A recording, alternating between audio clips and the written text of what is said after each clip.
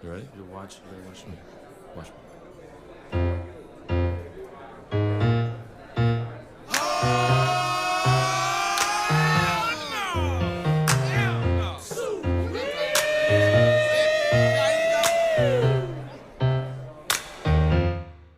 Can't afford to cry,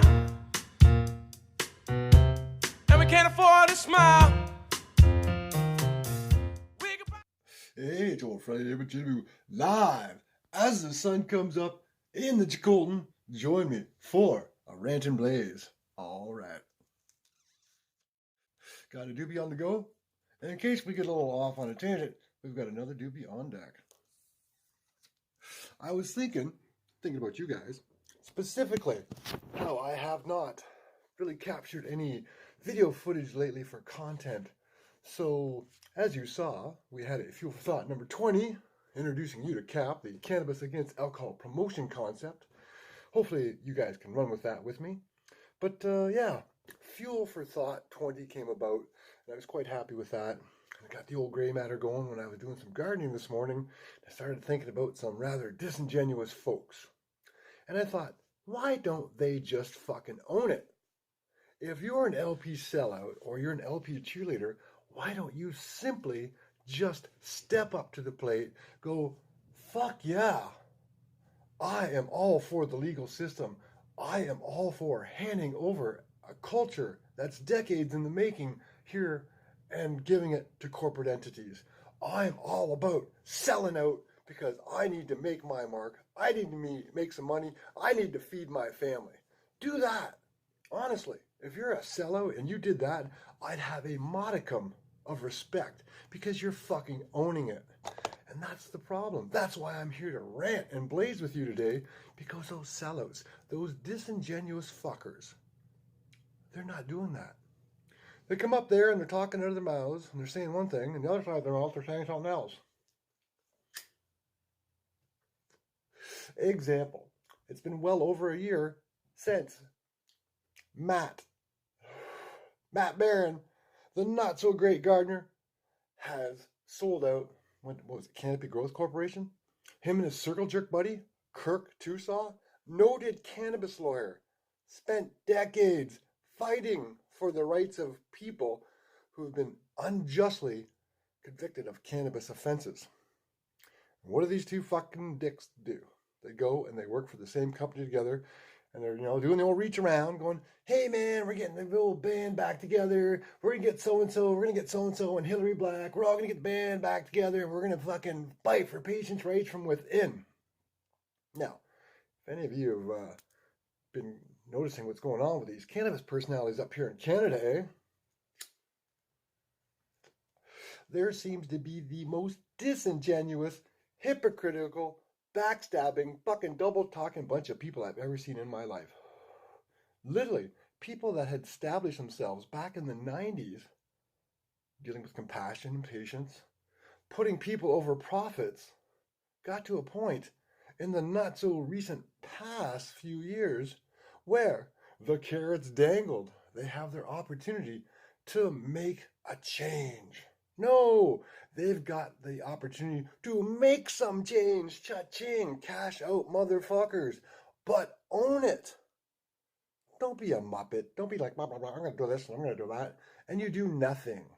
What you've done is you're establishing yourself, you're putting your brand or your products in a position so that you can be part of that legal, controlled, restricted regime. Because we all know how dangerous cannabis is, because the thousands of deaths attributed, decades of dead people, the bodies of cannabis fucking abuse has been just piling up. I'm surprised that they don't just light those piles of bodies on fire to get rid of them. But I digress. Hey, like I said, rant and fucking blaze. Barron was one because you got this guy who I had a lot of respect for him. I interacted with him. I thought he was a pretty fucking decent guy, kind of from the same hometown as me. And yeah, thought he was cool. Like I said, black belt, and I think it's kung fu or something.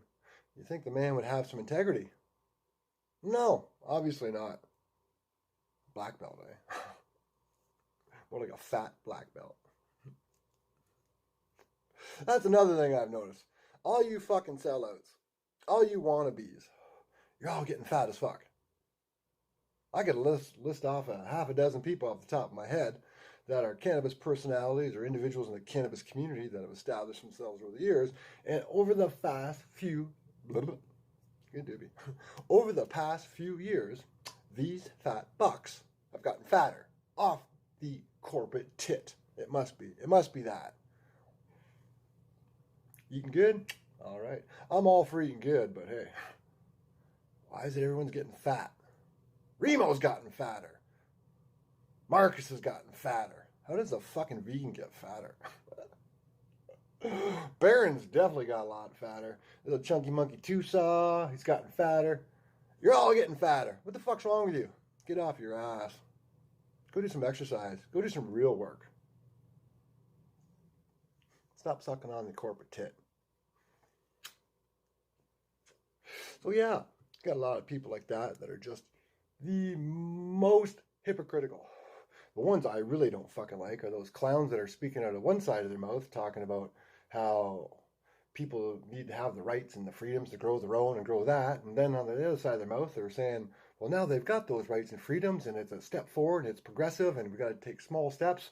And who knows? Maybe they got a friend over here. This is their friend, and their friend opens up a retail store supplying legal retail cannabis. And they're going, yeah, my friend opened a store. Go support my friend. He's awesome. He's got great products. No, what he's got is legal cannabis that has probably been sprayed with any of 98 fucking sprays. More than likely has been irradiated in some way, shape, or form, or cold pasteurized, or it's had something done that's going to damage the trichome. That's where the magic is, man. The magic's in the trichome. It's not the fucking plant matter. But I digress. Hey! Maybe went out because I talked it out like a motherfucker. So yeah, own that shit. All you bitches out there, they're selling out. All you corporate whores, all you wannabes, step up to the plate. Own the fact that you have sold out. I would have a lot more respect for the fact that at least you're being honest to some degree. Yeah. So, yeah, my buddy here, he opened a store. Go buy some product from him. And don't forget, some of the taxes on the products, they go to enforce those fucking stupid rules of the Cannabis Act. You're paying for it. I know some people, from time to time, they hit up dispensaries. You know, I can't blame them. I can't judge them. It's their choice, and maybe they have no other alternative, right? But I'm also quick to remind them that you realize that some of the money you just paid for that product goes to bust people like me. And it's not like I'm some big drug kingpin. I'm just a guy trying to grow his own and grow in peace and share and care, and pass the love around and facilitate whatever I can for those that are in need. Helping to promote, educate, give people a clue. Maybe incite a little critical thought in their gray matter as to what's going on. It's like, hey, here's legalization. You get grow 4 plants and you can carry around 30 grams of weed. And don't mind the details. You get to grow 4 plants and carry 30 grams of weed. Don't mind the details. Yeah, it's the devil is in the details, literally, as we all know. So again, I come to you with this huge bias, and that's okay. I'm happy admitting that. I really, really am. That I do not like the concept of legal cannabis as put forth. No. Many people argued that they should have decriminalized it when it first came out, and that would have changed things to some perspective, but I don't think that was their plan. Remember, it doesn't matter the political flavor that was in power. The legalization of cannabis was going to come forth. It was initiated in Europe and Asia in the 90s, mid-2010s, 2015, International Cannabis Business Conference in Berlin. What was that guy's name? Strain Hunters? Was sitting on a board with some other Muppet talking head, giving kudos to George Soros for funding the initiatives to start the legalization of cannabis process. And then as we saw with the medical situation in North America, how that changed over the decades since the late 90s. Got nothing against that, man. If anyone should be getting free cannabis or the cheapest cannabis as possible, it should be a medical patient. Because why would you not want to give something that's going to help somebody? But no, let's have them on a prescription drug instead, or let's bastardify, there's your word for today, bastardify the cannabis plant to a point that we're giving them synthetic cannabinoids. They should be happy, right?